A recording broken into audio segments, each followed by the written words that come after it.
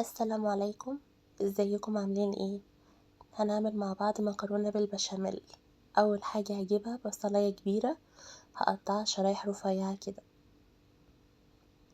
بعد كده هقطع قرنين فلفل تقطيع برضو صغير، وهنزل في طاسة فيها شوية زيت على النار، وهنزل الاول بالبصلة.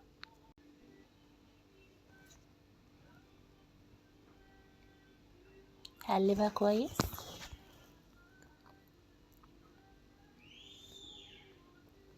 وبعد كده هنزل برضو بالفلفل واقلب برضو كويس.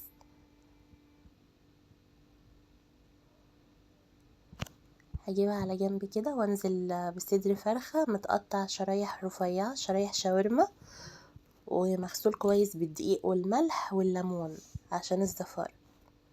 هقلب كويس جدا كده عشان اشوحه، وهنزل برضو بمعلقة توم مهروس كبيرة. دي معلقة التوم، هقلب فيهم لحد ما يتشوحوا معايا، وهنزل عليهم بملح وبهارات متشكلة. هنا انا ملحت الفراخ بس، يعني على قد الخلطة اللي معايا. دي مية مغلية عليها شوية زيت، هسلق فيهم مكرونة. بعد المكرونة ما تتسلق هشطفها تحت المية. هجيب رتل حليب، هنزل عليه بكيس بشاميل جاهز و3 مكعبات جبنة مثلثات. هنا ده نص المكرونة عملتها بالصلصة، هحط عليها جزء من البشاميل علشان يمسكها كويس.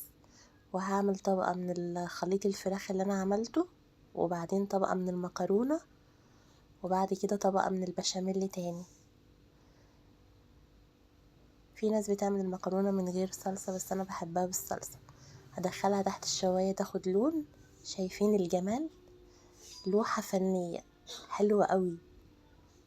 هنا بعد ما طلعت وسبتها تبرد شوية علشان تتماسك، هقطعها بقى.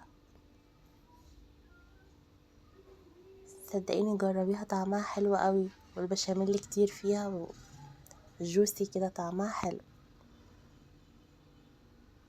يا رب تكون الوصفة عجبتكم.